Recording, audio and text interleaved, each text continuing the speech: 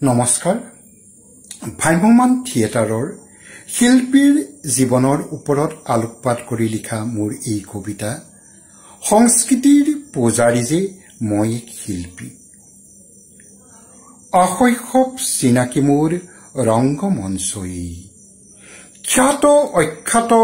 বহুজনৰ জীৱন গাথাৰ ইজে এক বৰ্ণিল ইতিহাস যৌৱনৰ দুৱাৰ দলিত ভৰি দিলো ই সপোন পুৰীত মোহাচন্ন হৈ অজস্ৰ সপোনেৰে কঁপি উঠিল মোৰ প্ৰেমৰ তাজমহল হাঁহিলো হঁহুৱালো কান্দিলো কন্দুৱালো বুটলিলো অস্থায়ী ৰংগমঞ্চত বাহ বাহ আৰু সহস্ৰজনৰ মুখৰিত হাততালিত ফুলি উঠিল মোৰ গৌৰৱৰ বুকু বাহি হোৱা দৰ্শনীত দৰ্শকৰ আবেগ আৰু কলমলাই থকা পেটৰ ভোক শাৰীৰিক ব্যথা এইবোৰ হৈ পৰে গৌণ শিল্পী যে আমি শিল্পীৰ ভোক নাইছে ভাগৰ শিল্পী যে সমাজৰ বহু উদ্ধত শিল্পী আমি মাথো জনতাৰ বাবে সংস্কৃতিৰ ৰক্ষক জাতীয়তাৰ বাহক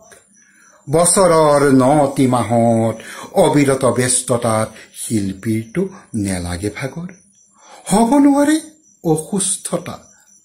আৰু নেথাকে সম্পৰ্কৰ আত্মীয়তা বছৰৰ চুক্তিবদ্ধেৰে পাৰিতোষিকৰ যন্ত্ৰ আমি ভৰি দিওঁ যেতিয়া বসন্তৰ পৰশত ৰঙালী ক্ষণত বাট চাই থকা মোৰ আপোনজনৰ কাষত কপি উঠা অন্তৰাত্মাই কয় অপদাৰ্থ তুমি চেনেহৰ বিহুটো দিব নোৱাৰা আপোনজনৰ দেহত বস্ত্ৰ এখনি শিল্পী মই অনাহাৰ অনিদ্ৰাৰে দৰ্শনীৰ পিছত দৰ্শনী শিল্পী সত্তাৰে প্ৰাণ দিয়া মঞ্চৰ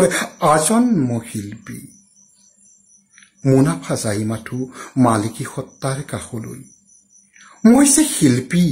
সংস্কৃতিৰ পূজাৰী কাহানিও হ'ব নোৱাৰো অৰ্থলোভী সহিষ্ণুতা শিষ্টাচাৰ মোৰ যে দেহৰ ভূষণ সমাজৰ আদৰ্শ বাৰ্তাবাহক শিল্পী আমি হৰতাল ধৰ্মঘট সান্ধ্য আইন মহামাৰী কিমান যে বন্ধ সংস্কৃতি এইখন দেশত কোনেও নুবুজে কোন কিমান শিল্পী মৰিল পেটৰ ভোকত মানৱীয়তাৰ তোলাচনীত আমি শিল্পী যে বহুত উদ্ধত সেয়ে কাহানিও নপৰে দৃষ্টি দেশৰ বৰমূৰীয়াৰ এই শিল্পীৰ বেদনাৰ জীৱন বৃত্তত ধন্যবাদ নমস্কাৰ